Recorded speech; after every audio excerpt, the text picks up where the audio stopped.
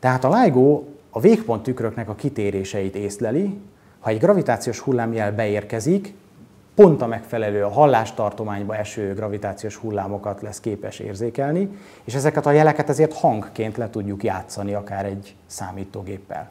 Minden csillagászati megfigyelés, amiben a naprendszeren kívüli égitesteket figyeltünk meg, azok fénynek különböző hullámhosszú változatainak a megfigyeléséből származott.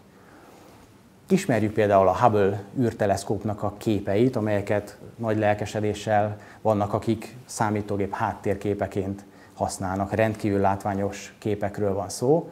Ezzel szemben a gravitációs hullámdetektorok nem képeket lesznek képesek előállítani, hanem amivé mi le tudjuk fordítani a mi jeleinket, azok hanghullámok.